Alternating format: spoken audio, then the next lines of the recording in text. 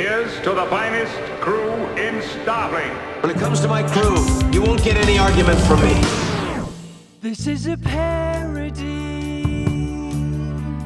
Paramount owns the song. Welcome to The Greatest Generation. It's a Star Trek podcast by a couple of guys who are just a little bit embarrassed about having a Star Trek podcast. I'm Ben Harrison. I'm Adam Pranica. Is Mirror Universe episode the most embarrassing kind of Star Trek episode? I mean, I am not a merry man, but I will say it's up there. It also, we've always talked about how Star Trek is the most cost-efficient sci-fi franchise. Yeah. And these are just, like, you don't have to get any, like this one has one speaking part that isn't a main cast member, and it's Vaughn Armstrong, a guy that's already been on the show a bunch. Like, it's great. You just trim the midriffs off of a few of the uniforms, and you slap a couple of knives stabbing into the Planet Earth logos up on the walls, and you get yourself a whole new setting and vibe. I like it. I know you don't as a type of episode. I like a format break. I like seeing actors act out of character like this. I don't like when it's leaned on for like a lot of episodes, like an entire arc. But I don't know. I like a little dabble into this. Okay. All right. I mean, I'm not saying you're wrong. These are matters of personal taste preference. No one's wrong. It's just opinions. I was just born with perfect taste. Yeah.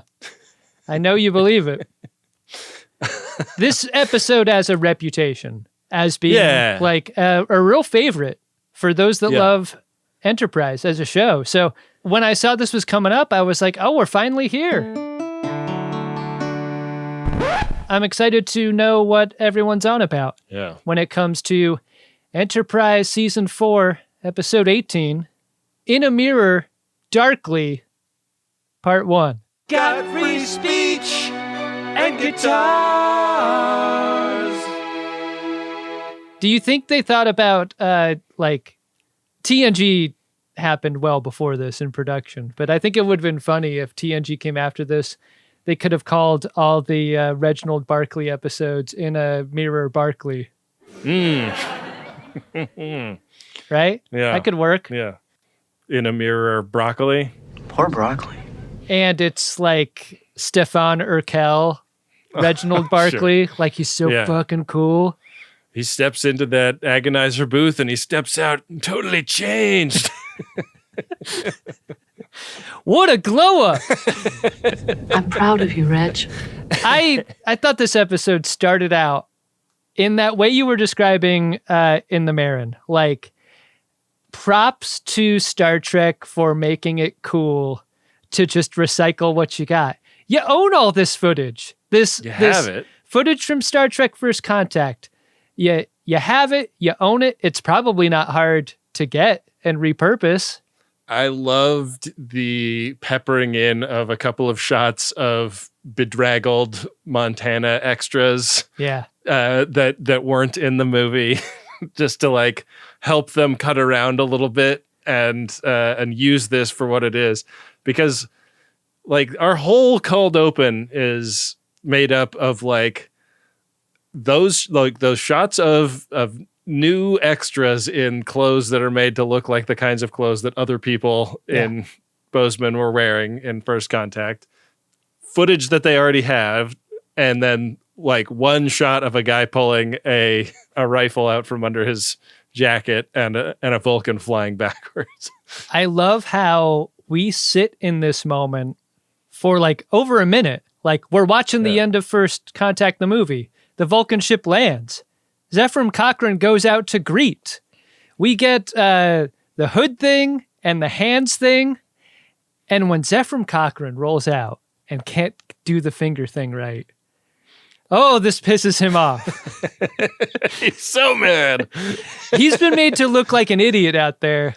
Yeah. And he can't have that. So he pulls out a shotgun from under his coat and shoots the Vulcan, and the rabble go up and board the ship. Ben? It seems like they have a plan too. They're like, get everything that isn't nailed down. Ben, I always try to avoid, like, I've got a note for that. Here's an idea of what could make it better. Like, because I don't listen to those sorts of shows. But in this case, I think you got to stay in the scene a little longer.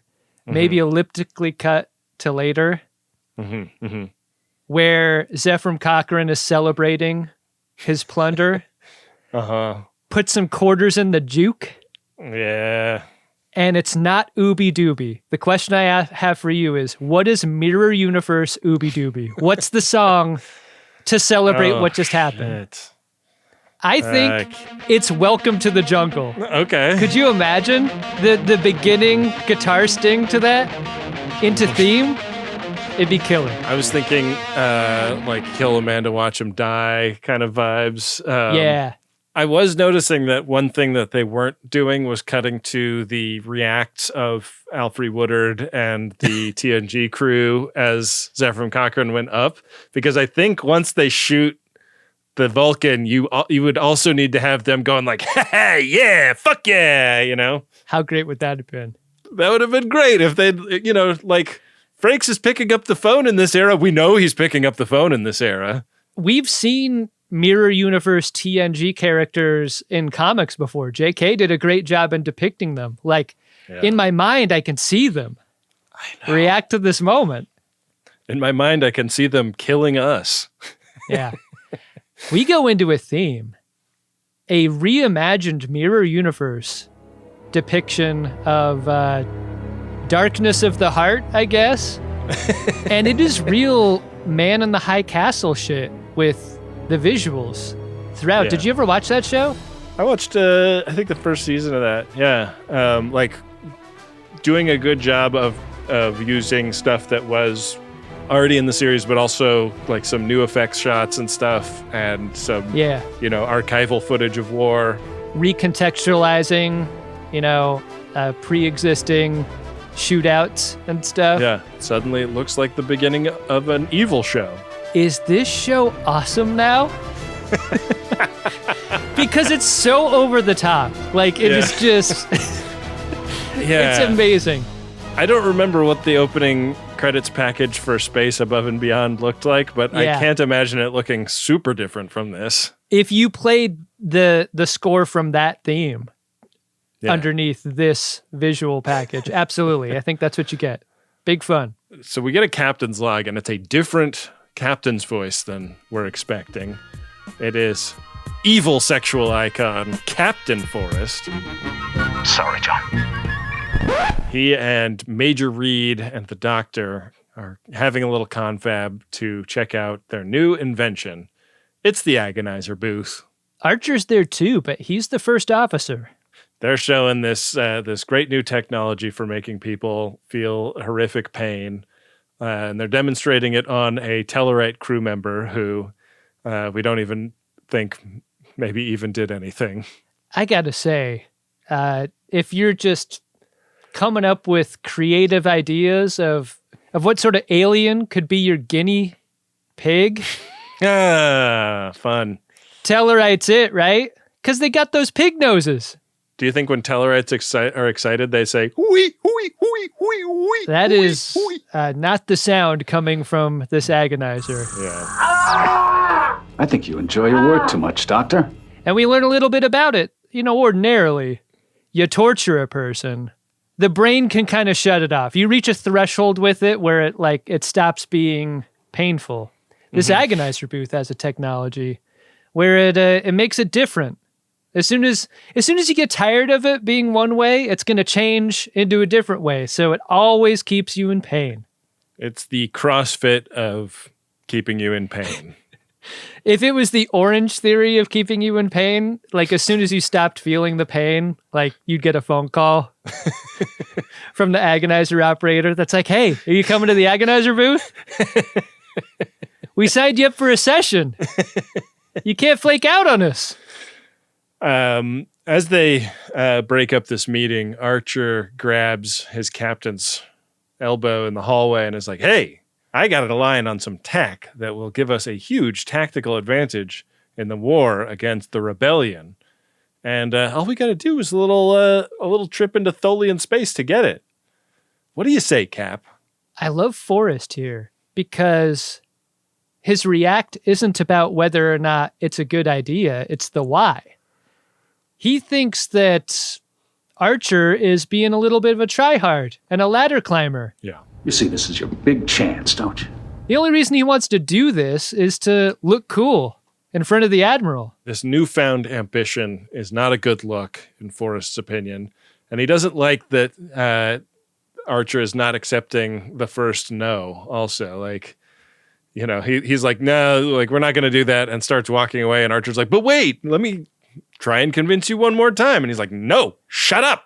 I got to go to my quarters where Hoshi is slinking around in a nightie. You know, we just came from an agonizer booth demonstration. Like, do you want to be next? Do you want to trade with that pig man? I walked into the wrong room and there he was. A pig man. A pig man, half pig, half man. You know, we don't do any sort of cleaning between sessions, right? You know that. That is a sufficient threat at that point. Archer wants no part of getting booth time. How often do they do cleaning, though? Like, it's not between sessions, but do they ever? Or do you leave it dirty? That's what just makes it so awful. It's gotta stink in there. It smells like the last person in there. Everybody's like fear pheromones. Fear pheromones and piss. That's part of the conversation that Phlox is describing what the machine does. And he's like, one interesting thing about it is that one cannot evacuate their bowels during. They must hold it for hours and hours, thus adding to the torture. It shoots a Constipation Ray at your lower extremities. That's worse, right? It's got to be worse. After 10 hours in the agonizer, you are begging to shit yourself. Yeah. And what if you couldn't? You're as backed up as the 405 at 5:30 p.m., man. Yeah. Brutal. It's good faith to believe I can do parody. So we do go to Forrest's quarters where he's hanging out doing some work, and Hoshi is there, dressed as some kind of love person. God, you try so hard not to say hooker. Like, Jesus, Ben. Love person. Person who makes love. Okay. A lot. Uh-huh. Yeah. Yeah. Love is her job, and she does it well. The one person on this ship that I don't mind giving into. She is really in him. Ben, this is like one of those scenes, and we get a couple in this episode, that I wonder, after 4 seasons, 4 26-episode seasons, if it just might feel a little weird to be working with people for this many years and then finally have to kiss them on screen. Yeah. Like, we get this a little later between Scott Bakula and Linda Park. Like, it's cool, you're an actor. It shouldn't matter, but does it matter a little bit? I have to think it matters, you know? It's got to feel different in a way than just like kissing a co-star. Like, Yeah. I feel like you've established what your relationship is up until then as coworkers.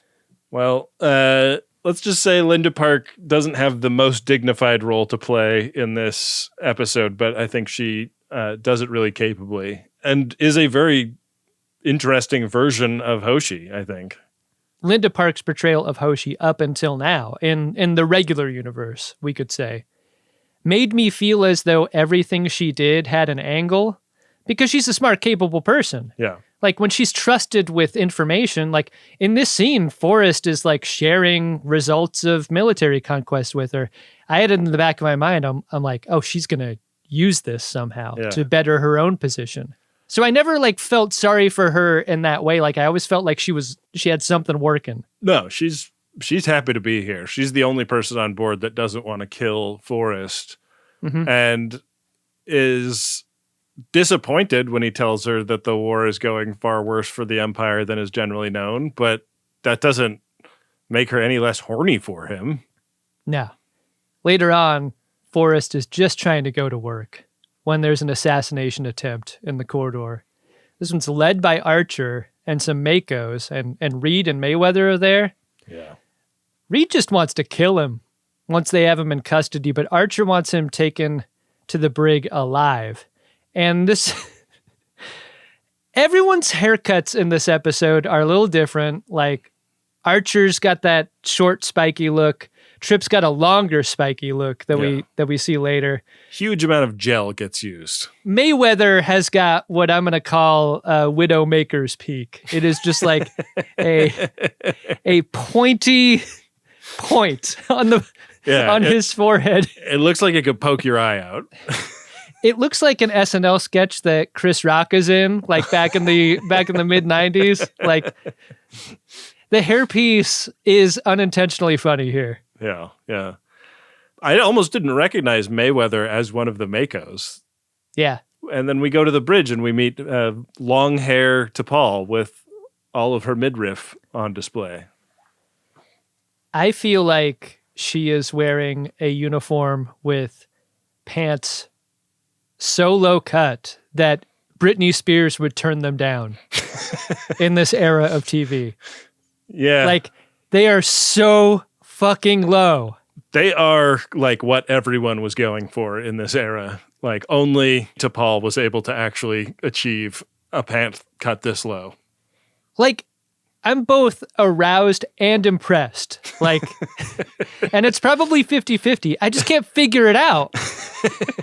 How is this possible? It's a miracle of engineering. Yeah. Archer assumes command and sets course for Tholian space, and T'Pol is taken completely by surprise and is like, what is happening? And he claims that it's something that is coming from the top. Like this, like I was told by command to relieve Forrest and do this mission. If you're Archer getting on the 1MC to gas up the crew, you have to do it right after you mutiny, right? Yeah. You do the mutiny and then you got to tell people, guys, I just love you so damn much. Y'all are the best torturers I've ever encountered. You know I wouldn't mutiny any of you, right? It's just that one time. You want to know why I mutinied? Because I want to be your leader. That bad. I want what's best for you and me. And we cut around. We see like Hoshi and Phlox and Trip hearing this and scowling. Yeah. And T'Pol saying like, there's no fucking way you have orders that allow you to do this. Is Trip scowling, or is that just his face being melty the way it is? I don't think we know that yet. He's going to have to answer with one beep or two. Yeah. T'Pol is ordered to go to Cargo Bay 2 to grab a Suliban cloaking device and then head to engineering and help Trip plug it in. And we learn from a Captain Starlog that the new captain has been welcomed with open arms by the crew. You got to say that into your log, right? Even if it's not true. Captain's log. They love me, obviously. It's pretty great. This is really going good so far. Yeah. What do you think the mirror universe version of the clarinet rental closet is? Like, what's the evil instrument version of beginner's woodwind? Is it oboe? I think. Oh, you know what it is? It's recorder, because it's just annoying. I think it's got to be bassy, like contrabass clarinet. It's got a lot of loops in it, a lot of pipes. Sousaphone. There's just like barely any room to actually have a meeting in there. Absolutely, yeah. Piled high with all those cases. T'Pol's in there to confirm the authenticity of the orders that she mentioned needing to find earlier, and gets a face full of monologuing from Mirror Universe Archer. Yeah. Did you know that he has a collection of firearms in his office? One of them is the very weapon that Zephram Cochrane used at First Contact. Amazing. He uses this to underscore a point that I think I needed to understand, which is the Vulcans became enslaved by the humans, and she is not enslaved, but because she's Vulcan, she's never going to have the social status that he does. It seems extremely far-fetched that, like, if this is the inflection point where humanity gets over on the Vulcans, Yeah. like, how did they do that? We know that the Vulcans are technologically superior than these fucking guys in Montana with machine guns. Like, how did the Vulcans allow this to happen? It's an extremely bad look that the Vulcans let these guys win and enslave them, I think. You let one car hijacking happen, and Yeah. you know that can snowball into the collapse of your whole society. That's what happened here. Yeah. Anyways, he's making her first officer over Reed because Reed is not reliable when it comes to following orders. I love how in any universe, Reed can't be trusted to do his job well. Pretty great. You know, it's about how these characters are evil versions of themselves. Right. And Reed's true nature is to be just not that good at his job. He's always writing letters to girls he murdered. Yeah. Yeah. She's not the only one getting a promotion here. T'Pol being elevated into first officer. Mayweather is being upgraded to Archer's personal guard. And when he's dismissed from this promotion, in walks Hoshi, who throws in on the midriff measuring contest that this episode becomes from here. Yeah. I gotta say, like, really good effort here by Hoshi. No one's beating T'Pol. It's just so low. In terms of lowness, yeah. Yeah. Like the pitch that Hoshi has is, like I'm a real sex enjoyer, and property of the captain transfers when a new captain comes aboard. So, consider me as available for that. I mean, there's a moment in the mirror universe where, like, the other captain has to put his hand on one of her breasts, and then the new captain has to touch the other breast, and then they both have to say the command authorization codes to transfer ownership of her. You don't see that scene in this episode. Turn your key, Commander. Like, there's clearly been something between them, some like jilted feelings by him towards her, but now they're back together, or are they? She goes in to embrace him and starts pulling a knife out from the back of her crop top, but he's wise to this, and he grabs her knife in hand and disarms her. I love the detail of this. He doesn't disarm her right away. They keep kissing. Yeah. While he's got her hand with the knife inside, like, in the grasp. It's very kinky. There's something to be said for good old-fashioned flogging. Is now a good time for T'Pol to blow in a call? Suppose that doesn't matter. That's what she does. She's saying that they've arrived at the warp signature that she was told to find. And so Archer goes to the bridge.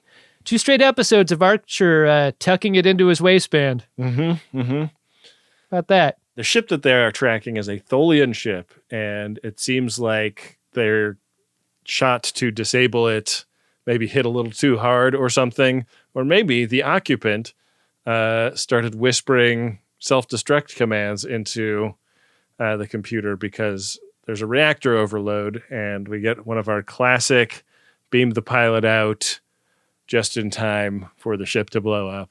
We've got a Tholian in the decon chamber. Dr. Phlox is told to make preparations for them, and Archer goes to greet and interrogate. And along with Dr. Phlox and Hoshi outside the decon chamber, they get a look inside.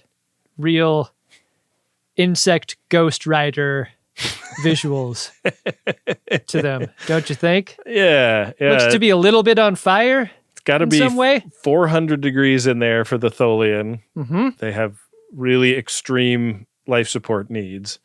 Yeah. But they can understand human language. So Archer steps to the window and tells this Tholian that he is looking for a captured ship, and the way they torture this information out of the Tholian is by lowering the temperature in the room, like freezing him out, basically. So I think we know a couple of things about the Tholian, and one of them is that they are very old, because this Tholian is very sensitive to any changes in the thermostat, especially in the downward direction. Truly could not be more sensitive. Finally, they get this guy to spill. What they have to say is that this thing that Archer is after is at an orbital felicity in the Ventac system. Yeah.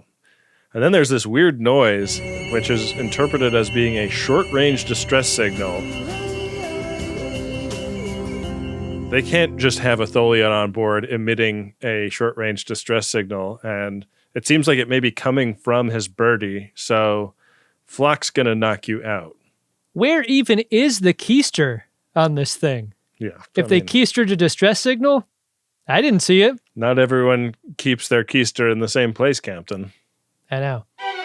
Legally, it's just a fart joke. You will never take the greatest gin alive. Ben would rather die. What? Whatever Phlox is told to do is done off screen, because we cut over to engineering next, where Trip Tucker and T'Pol are at work on the Xindi cloaking device project. Trip's face has been fucked up by delta radiation. That's what put Pike in the beeping chair. It is. This is what it does. Delta radiation primarily attacks the face. Yeah, I mean, we don't see what's going on his forearms. I mean, I imagine based on what happened to Pike that it's a primarily face-based impact, but I would hate to think that it could have messed up all his arm nipples too. You're never gonna let that go, are you? Great call. Or would that have even happened in this universe? Maybe. I like to think so. Anyways, we learned through context clues that T'Pol owes him big time because he deigned to have sex with her during her Ponfar that one time. And so he feels like he can lord this over her. The energy between them isn't the only thing that's got sparks, because a short circuit goes up the extension cord leading to this thing and shocks the hell out of Trip Tucker. It does.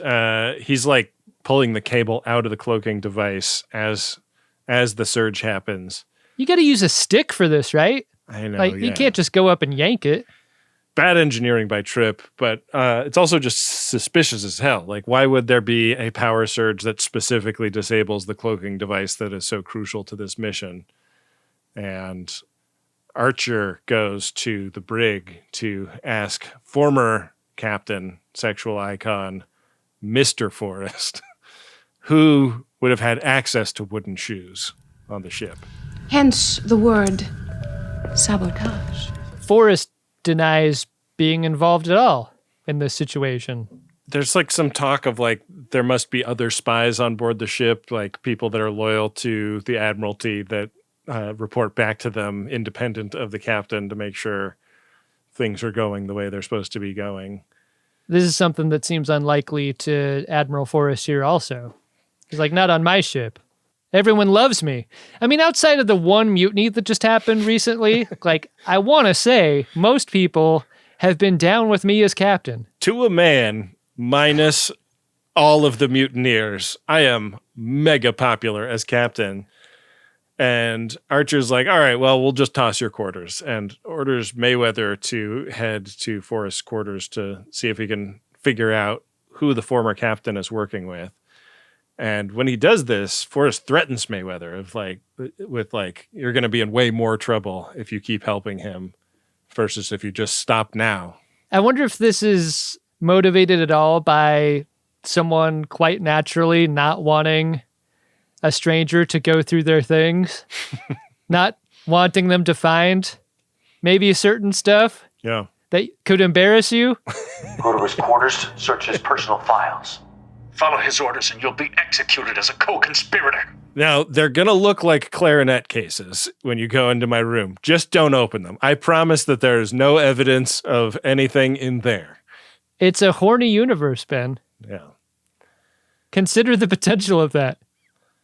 Big, floppy, clarinet-sized dildos in those cases. Archer opens the door to the brig, and that's a weird choice given that Mayweather's out of there. Archer starts choking him out and then takes a knife to his head, threateningly.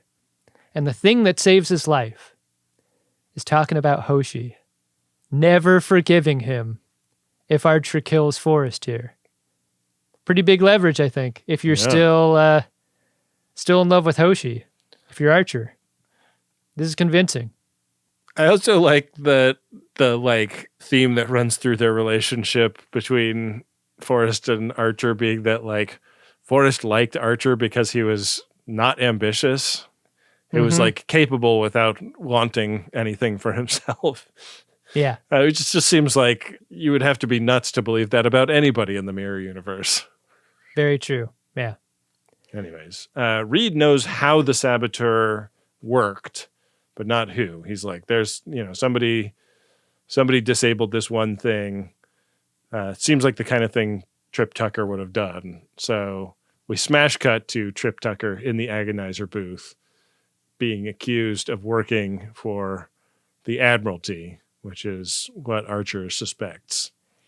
Did this make sense to you at all? Trip electrocuted himself. Why would he do that? Why would you do that? Why would you throw Sabot into a machine that then almost kills you in the process? The point of sabotage is to also survive the sabotage, right?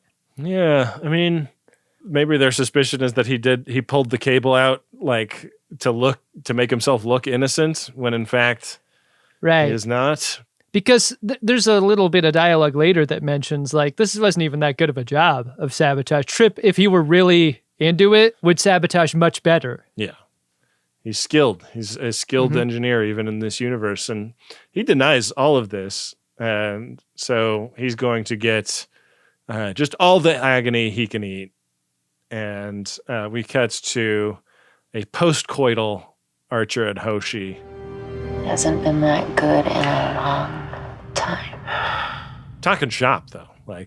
They can't get their mind off their work, even after sex. I mean, they've got transmissions on their mind, I guess. Not just between each other, but what Hoshi sent to Admiral Black, he wanted her to do. She says she did that, and that's good, because whatever message was sent is going to be a sort of insurance policy for Archer. What could it be? I like how often in this episode you're not meant to know what people are talking about specifically. There's a plan and there's components to this plan, and you're understanding that the gears are moving, but you don't quite know what any of it means until the end or an area toward the end. I thought that was nice. It is so pre-Netflix in that nobody is articulating what the plot is every 5 minutes. Yeah. I had a hard time following the story because I was on my phone constantly. I know. What the hell? It's basically worthless. I can't watch shit like this anymore. They want to find T'Pol, but she cannot be located because internal sensors are offline. And this may have been another piece of the fallout of the sabotage. But we cut to her when she and two Vulcan officers go to break Forrest out. And this results in a big firefight in the hallway where Archer has armed himself and run down there to chase after them. And then gets away by hopping on an elevator while Forrest and the Vulcans go their own way. And they just step onto the bridge, licking shots left and right, but discover that even though they've retaken control of the ship, they can't take control of the helm. Archer pops out of the turbolift to explain this. He says they're on autopilot, and that's not going to disengage until the ship arrives at the coordinates that he preset in there. It will take so long for T'Pol to override the encryption that they're basically stuck doing this. And the passage of time involves Archer being in the booth for 10 hours. Could you imagine not pissing or shitting for 10 hours? Just awful. That's the real agony. No one talks about this. this is why like it doesn't burn out your ability to experience pain, because the initial stuff is just about knowing that the discomfort is coming. Yeah. Which is its own form of torture. And then you're in that discomfort the entire time. Yeah. Yeah. It's mental and physical. You're right, Ben. It's like being in a middle seat on a transcon airplane, you know? Unbelievable. I won't cease or desist, 'cause we really think it's fair use. 10 hours he's been in there until Forrest arrives to check on him, to check on his doneness. And also, like, hey, we only got one of these, and I'm kind of jonesing to stick Reed in there next. Seems like he deserves it, right? That's the implication. I need something to do on this ship, Commander. Forrest tells Archer that Admiral Gardner ordered his release. He didn't want to do this. This is all in the Admiral. This insurance policy has to do with a mystery ship. And for now, it means that Archer is free to get back to work, put on a uniform, and attend a McLaughlin group. Issue 1. They talk about the existence of this alternate universe, and T'Pol is quick to say that the Vulcans have looked into it and don't believe it can possibly be true. But what Archer describes is that the Tholians detonated a tricobalt warhead inside of a dead star, and it created a rift that you can go back and forth between the universes through. And the Tholians didn't brave going the one way, but they coaxed a ship through coming the other way. And we get a little bit of surveillance footage of what appears to be a TOS-era ship from another Terran empire. Ben, I'm really glad that you were able to articulate all of that, because all I could think about during this scene, a scene that has Hoshi and T'Pol sitting at this table, is like, I mean, there was an era where even for men, the pants were lower cut. Yeah. And what happens when you wear a pair of low-cut pants and sit down in a chair? Very uncomfortable. You're hanging ass, and a lot of it. Yeah. Yeah. Consider the blocking of this scene. You're shooting down a table where T'Pol and Hoshi are on either side of it. They're sitting in a chair. You can see them in profile, but somehow they're not sitting in such a way that has pulled down their own pants in a realistic way, in a way that would happen if they were to attempt to sit down. It's totally magical. I mean, this is the technology that the future promises, Adam. Like the advances in stretch and bounce in our clothing will be amazing. Both of those. And they're excited about the promise of the ships of the future, which this one appears to be. It seems like it is 100 years more advanced than theirs. And so they're like, damn, like think about all of the cool guns it will have that we can use to kill the rebellion. Yeah, imagine taking 2026 technology back to 1926. You'd kick a lot of ass, wouldn't you? Yeah. Except for my phone wouldn't be able to connect to the network and I'd be useless. Imagine how much more productive you would be, Ben. Undistracted. Yeah, it would be. Ready to shoot. Undistracted by my email or Slack. Forrest is not like super psyched that this is their mission, but it is their mission. So he orders them to get the cloak up and running, despite the earlier attempt at sabotage. And we go down to engineering, where Trip is super angry with T'Pol that she was the one that got him agonized. It seems like she set it up so that it looked like he was the one that did it, but it was actually her. I spent 4 hours in the booth because of you. Perhaps you should direct your anger at Commander Archer. I love how this moment is about Trip blaming her for what happened, and how he is correct to blame her, but not for what he thinks. It's so great because, yeah, it's her fault, but not like that. She melded him into being the saboteur and then melded him again to make him forget that she melded him the first time. And then she had to meld him again to make him forget that she melded him the second time. And then she melded him a fourth time to get him to forget the third time. And so forth. And he was like, I was wondering why you melded me. And she just reaches out and grabs his face to make him forget that time. It's kind of a big job for T'Pol. Yeah. And it's never going to end. Yeah, but the cloak is ready, so they go ahead and turn that on, and they arrive at the coordinates, and suddenly the ship controls revert back to the people on the bridge. And we get a closer look at this future ship that the Tholians found. It's the USS Defiant, Adam. It blasted a hole right through that crazy space fabric, and only heaven knows where it sent the Defiant. Exactly. I love seeing this ship on this show. I totally fell for it. Yeah. Great moment. Great moment. Something that I did not realize Discovery was referencing when there was a mention of the Defiant being missing in Discovery. I was always like, why didn't they ever do anything with that? Because it was from this. Yeah. Yeah. Does it change how you feel about Star Trek Discovery now?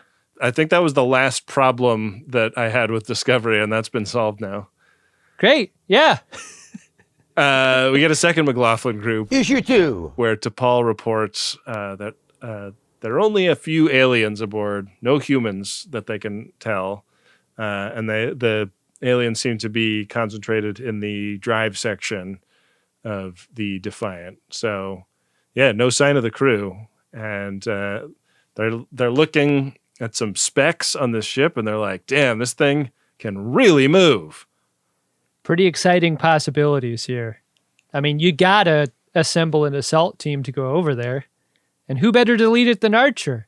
But the thing is, Forrest's orders are to destroy it. Not to take pictures. Yeah. Not to bring back technology. This is awful. Just get the database and come back. And he's like, you fucking idiot. But that's not up for debate.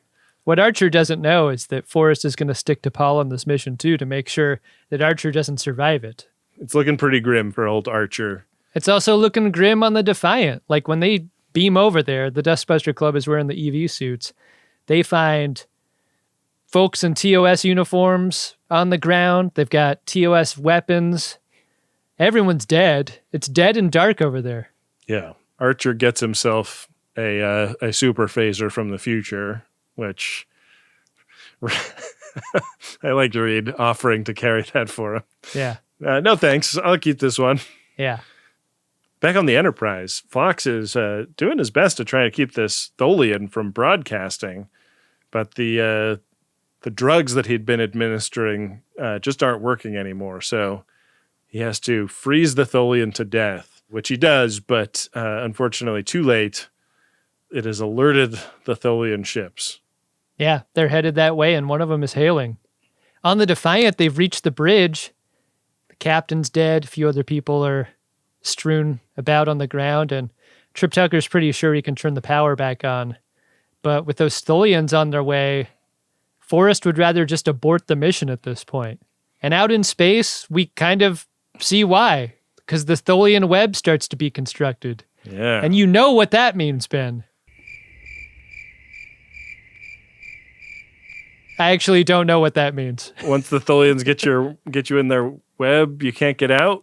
Yeah, you can't break free because the Tholian web is made of lasers and are strong. I don't even know why the scientists make them. They're kind of fish in a barrel once they're in there. Like, even though they're cloaked, the Tholians can just shoot right through this web. Yeah, which means their cloak doesn't make a bit of difference at all. Yeah. On the Defiant, Trip gets the reactor up and running. And on the Entrepreneur, we learn that the pummeling that they're getting is going to lead to a reactor breach in 3 minutes. And sexual icon Captain Forrest orders his crew to abandon ship.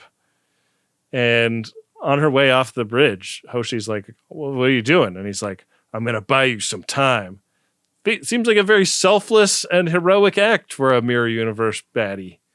Yeah, it kind of made me wonder if Mirror Universe Admiral Forrest couldn't be given a movie of his own. You know? Like, maybe there's enough goodness in this character to redeem them. Maybe. In some way. I think he's done a lot of horrific shit, and I don't really want to see that movie, especially if it's super duper half-baked, but, you know, we'll see. I love how it doesn't make any fucking difference at all because these escape pods are shot out of space as soon as they leave.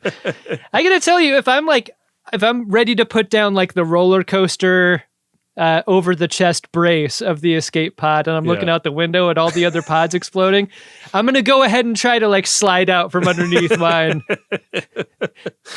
and not go out into that. You unbuckle the bear paws that are across your lap and leave me out of that. Did some of the escape pods not get cut up or are they all just cut the fuck up? I feel like the implication is that they're all eventually going to get destroyed. They couldn't show us all the footage. Yeah. I'm just wondering if like Hoshi is going to be dead in the next episode or what. But RSVP, the ISS Enterprise. Yeah, because on the Defiant, they're able to watch it explode on screen. So good job, Trip, getting the power turned back on. We can watch the big game out there. Just in time. Can you imagine if Trip got the power turned back on a little too late? Where'd Enterprise go? Where is it? Our ride didn't even wait to pick us up. Well, Adam, did you like this exciting first part of In a Mirror Darkly? I can't pay. Couldn't relate. Got no case. Tempting fate. Like so many two-parters, it's really up to the second to deliver on the promise of the first. It's fun to see our characters with weird haircuts and different costume choices. One serious thought I had about this, though, was how Dark Archer and our experience with him up until now narrows the gap between his character and what a mirror universe version of him could ever become. Right. It's a little less jarring because Dark Archer also kills. Sure. He can fuck when he chooses to.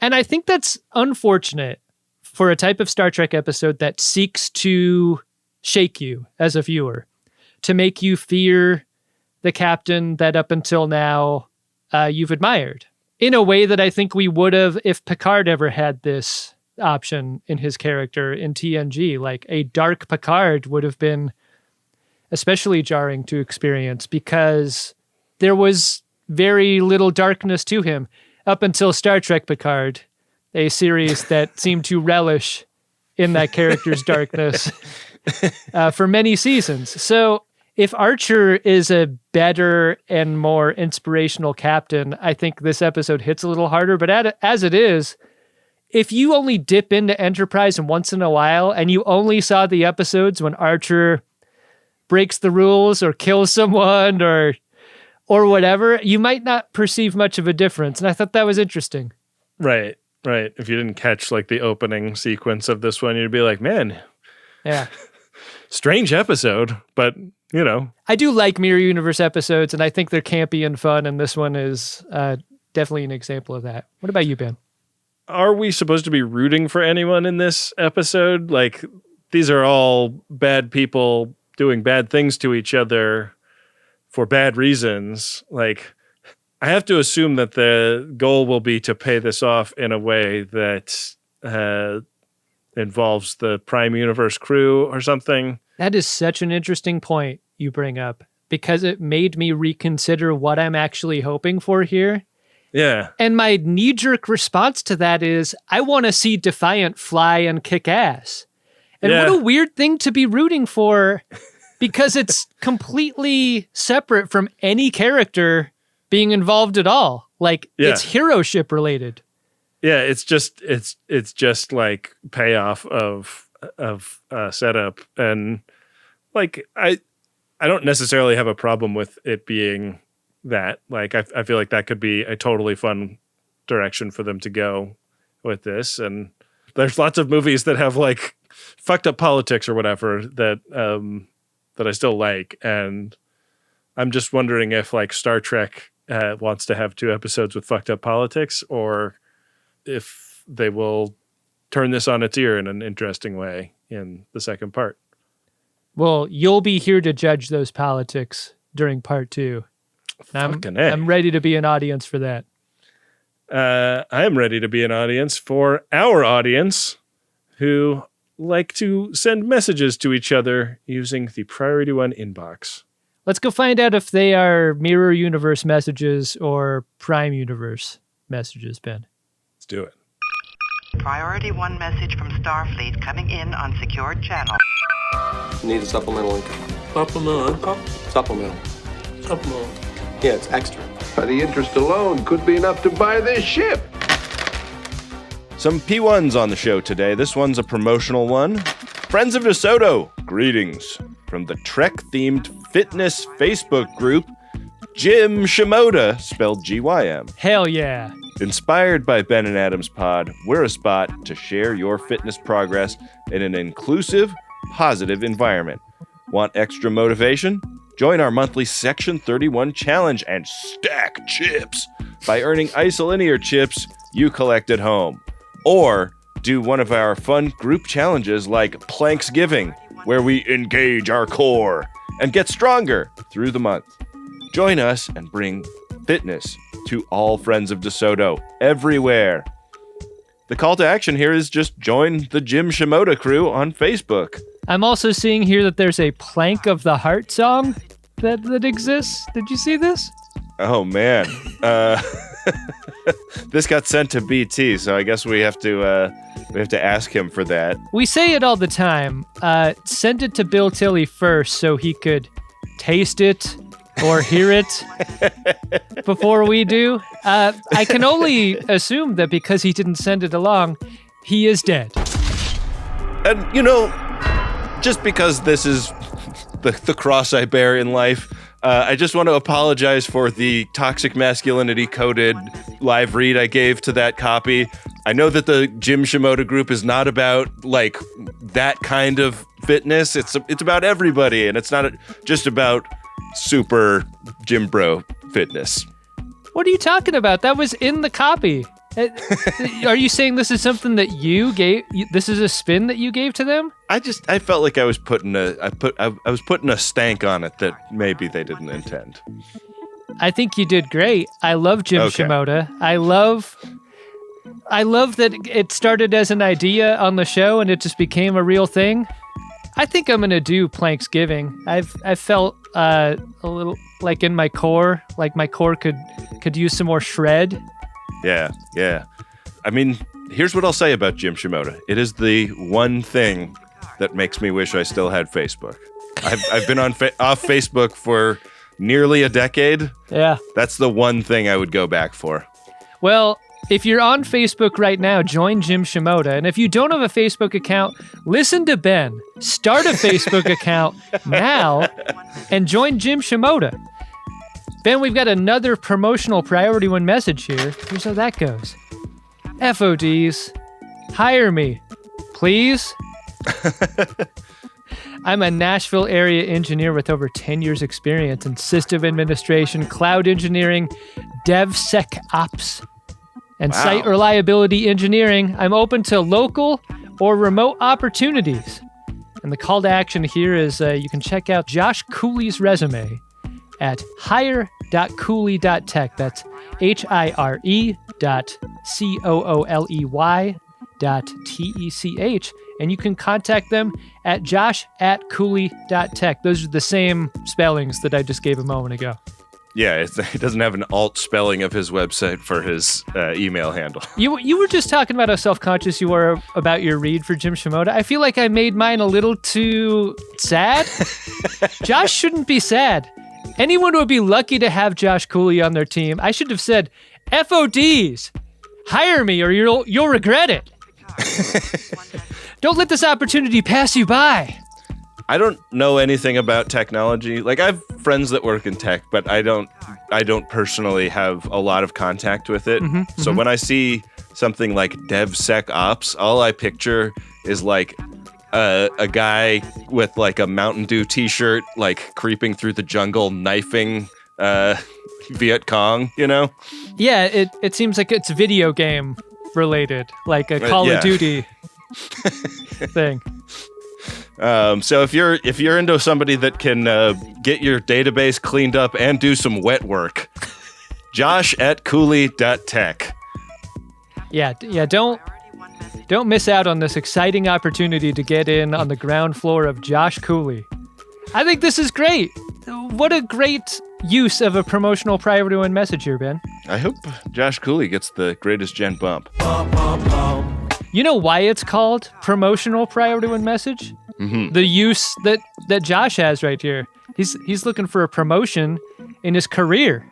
Yeah. Perfect for that. Our last message here is of a personal nature. It's from your frog prince. It's to Ben and Adam and all FODs everywhere, and it goes like this. I'm a big believer that politeness includes pushing your chair in when you leave a room. During my latest TNG watch-through, I noticed no one pushes their chair in when leaving the observation lounge. What's up with that, future utopian people? Rude! Roll Aaron drop?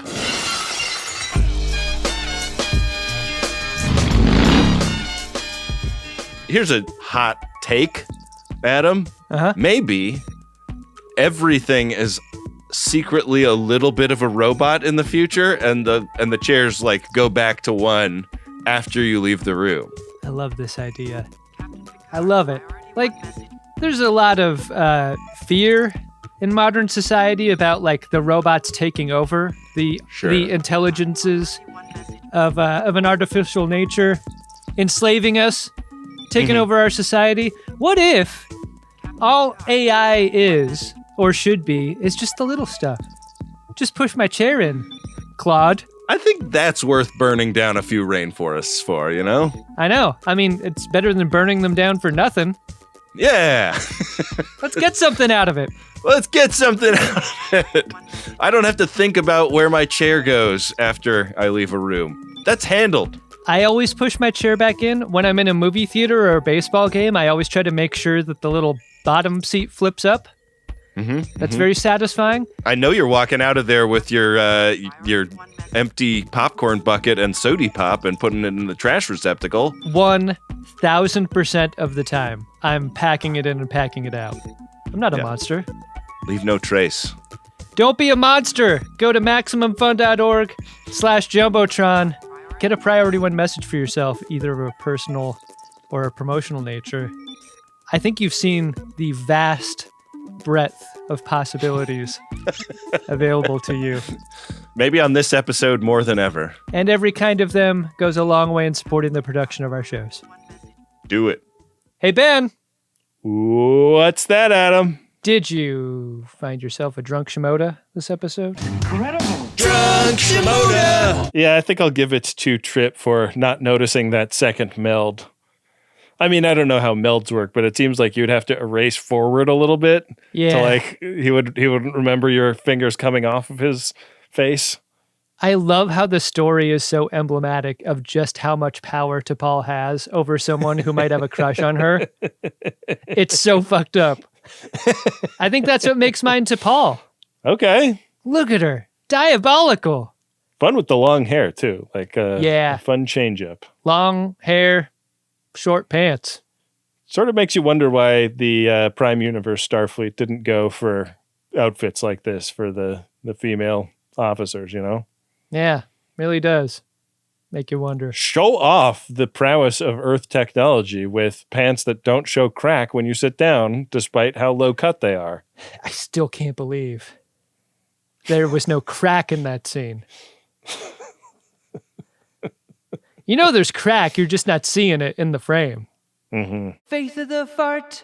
Well, let's see if there's a crack in the next episode, Adam. That'll be season 4, episode 19 of Star Trek Enterprise. It's In a Mirror Darkly, part 2. In the Mirror universe, Archer commandeers the 23rd century Defiant from the Tholians and uses it in a nefarious power grab. Wow.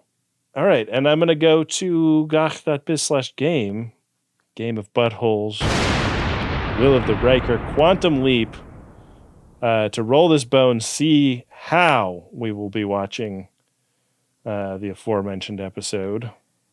I just feel like we're due for something fucked up. Yeah, I mean, not too many rolls left in the game as currently constituted. Don't wreck our show, Ben. I I have no say. I'm just rolling the fucking dice. You're required to learn as you play. Roll.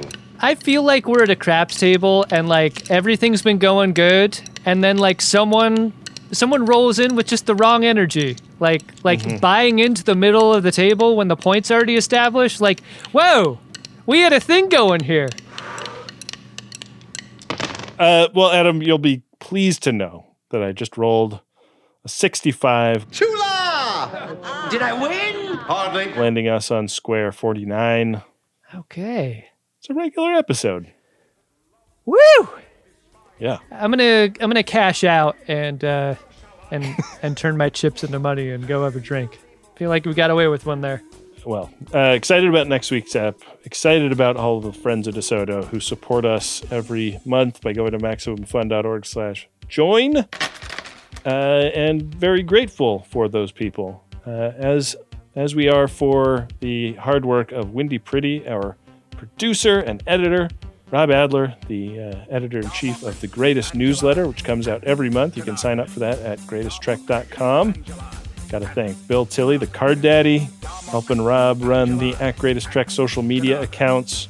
Hey, we're looking for stuff for an upcoming Code 47. If you got something you'd like to send in, slide into the DMs on one of the @GreatestTrek accounts, and Bill will assess what you've got, and if it sounds like the right thing, he'll give you the address to send it into. I love that. Love those episodes. The FODs are so creative with what they send us. Indeed. We got to thank Adam Ragusia for the original parody of Diane Warren's Enterprise theme, and Dark Materia for the Picard song. And with that, we will be back at you next time with another great episode of Star Trek Enterprise, and an episode of the Greatest Generation Enterprise that, you know, we're probably doing a nefarious power grab of our own. I don't know, taking over Maximum Fun or something. What would be the most nefarious power we could grab? I mean, would they even put up a fight? Yeah, I mean, maybe you talked me into it. Let's do it. Yeah, okay, yeah. Make it so.